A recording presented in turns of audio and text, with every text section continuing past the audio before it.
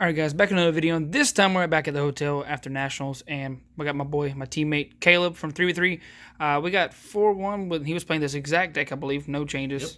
And then he did decent in the National Championship. Yep, X3.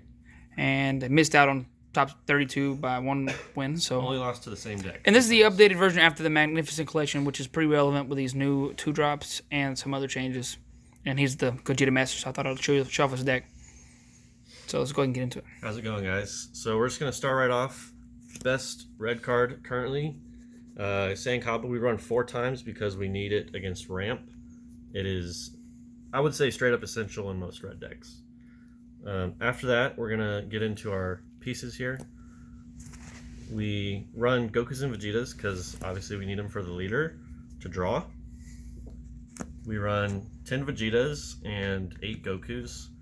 We hedged it a little bit towards Vegeta because this Vegeta right here, this card is from the Magnificent Collection, and honestly, it was pretty much the nuts all weekend.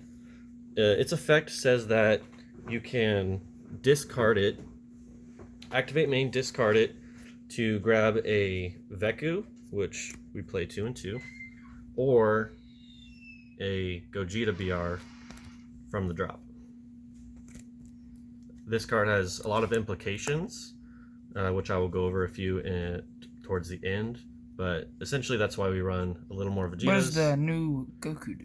The new Goku, he never came up for me, but he's a counterplay, or a counterattack, sorry. He negates the attack for 2, and then at the end of the opponent's turn, any of their turns, you can discard a card to bounce them back to hand. Neat. Pretty good, but it never came up for me. So anyways, this is the BR package that we play. We play 2 and 2 because of the Vekus, so that way we can do both of them in the same turn. 3 of each felt cloggy, so just 2 and 2. You keep looping them with the Vegeta. Yep, you loop them with the Vegeta, so like turn 1, you can play Kaba, and you can play a Veku, pass, and then on the next turn, swing Kaba, swing Veku, activate Veku, put in the drop to get 2, discard Vegeta, grab Veku, play Veku again, then discard it again, and then you can go into the other one, and you get like 4, 5, 6 attacks all in one turn. Moving forward, we have to play a lot of the good red cards, just because, you know, if you're playing red, you gotta play some of these cards. So we start off with 3 Topo, probably one of the best cards in the game right now. His effect came up a lot against the Apes decks and Shenron. Shenron, it was only relevant when they went in for game on a turn that they didn't get Gogeta 7, because then you could Topo, and if they attacked 3 times, they'd have to discard at least 6 cards. So he was super good all day. I play Krillin super combo. You can really play whichever one of the 3 you want, Krillin, Bulma, or Goten. But for some reason, Krillin, I always see it. So it's just like nostalgia. I play Krillin. One of the next best red cards is the Super Saiyan Vegeta Exploiting Weakness. We play this card mainly to wipe wide boards. Skillless, Apes, anything that goes super wide, Pan. You can play it on your opponent's turn for 3, or you can play it on your turn also for 3, which is one of the plays that people don't see coming. After that, we just have our standard suite of red counterplays and negates. We go 2 Denial, 2 is all you got, and 3 After Image. Anything more than 2 of each of these 2 felt pretty cloggy. They weren't necessary in all the matchups, mainly because we have our other negates and counterplays here. So in testing, this was kind of the optimal build we found. And the final card of the main board was just a single Mira. A lot of the times with all the double strikes with the leader's backside and the crit with the Gogeta 8-drop and Kabas and all that sort of stuff, the opponent would be down to 1 life, tapped out. And so we played the 1 of Mira just to kind of force that final damage. So that's the main board. We'll go on to the sideboard real quick here. Overall, the main board performed really well. The only matchup that I had trouble with was the blue-yellow Apes deck, and it was actually all 3 of my losses were the same deck. So we play a third Vegeta against apes mainly. It's very necessary to wipe their board.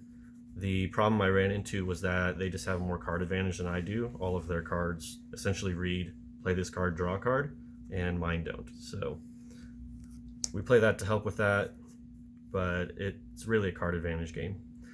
Another card we sided in against apes or any other deck that just ran, things that stick on the board, like Toa or sometimes Pan, was Transcendent Strike. This came in really clutch all weekend. Simple, 1 mana, KO 20k or less. Pretty straightforward. Against Pan, other fair decks, Toa as well, and actually I sided this in against the Mirror. Gallic Cannon was super clutch. You kill their Veku. Yep, they play the Veku, -2, and then you kill it, and they actually neg 3 and no pressure. In the Mirror match, it's pretty key to not take your life with your effect because you can draw a lot on the backside and you don't need to attack. We played their 1 Remote Serious Bomb. It's just there to remove big threats. I never sided it in, but in case like the opponent was playing ramp and they said they put it on a King Vegeta or something, I just played the 1 of. Another tech against ramp was Force Ejection. It sided it in twice during the tournament when I played against ramp, but the aggro of the deck was enough that I didn't ever cast it. But I feel like it is kind of a necessary evil, sort of a safety net. It's pretty good. Against yellow, I decided to play Haru Haru. You ever get bloodlusted? Nope, not once. Usually the deck aggroed enough to where they would tap their energy or leave blue up for like beans and stuff like that. I would Haru Haru on 4. That way I could still resolve my Gogeta chain. It was pretty good overall, but 15k was kind of an awkward power level to where all they had to do was bean once and then they were fine. Yeah, that's what I was trying to explain. When in the Mirror for Blue Yellow Apes, it doesn't really do anything because they're always going to have a bean. Yeah. Or a button. It almost felt neg because it's a -1 in hand. Yeah, exactly, there you go. And if they, bloodlust it, super neg. If they bean, pretty much super This neg. was really good against the decks like the red yellow wave deck. Yes, it also came in clutch against U7 Frieza. I played against that deck, and this card Clash Coup, I guess. was the nuts. We get decent against The Clash last 3 Coup. cards are my Janemba techs, and they came in very good Let's talk about this. in my 1 matchup against Janemba. So I would side in these. I pretty much sided out 3 negates. You just pick any 3 you don't like, side them out. Jiren says at the beginning of your main phase, if you have 10 exactly 10Ks in your drop, he becomes 30k, double strike, dual attack, and if your opponent wants to activate a counter, you have to discard 2 cards. Any counter attack, counter play, anything.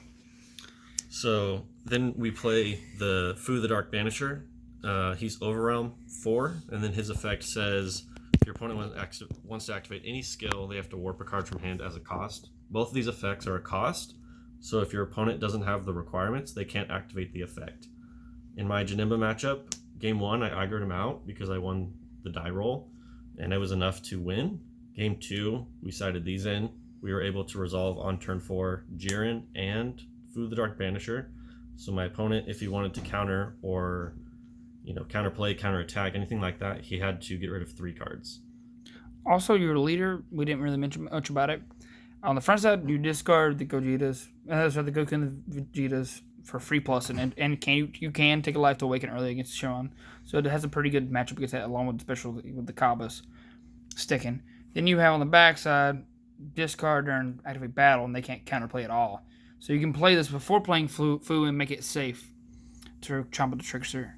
Only thing they can do is Bloodlust. They or have Crusher Ball. They have to negate your leader swing, but the thing is, it doesn't only activate on leader swing. You can activate on any battle. So you make sure this is safe before you play it, because a lot of decks can't play this card without the fear of chomping the Trickster. Yeah, and the activate battle, like Trey said, was any attack. It came up a lot where I would swing with a Kaba, take my 5th life, going down to 4, awaken, and in the same attack, discard a card to activate leader effect safely. So you're fine. Yep. And so that's our final sideboard text and our deck profile. The only matchup that was tough for me was Blue Yellow Apes. I played it 3 times in Swiss and lost all 3 times. And that deck won that, so. And it won that, so yeah. But any other deck I was super comfortable against and basically 2-0'd all of them except U7 Frieza. We went to game 3. And this card is silly.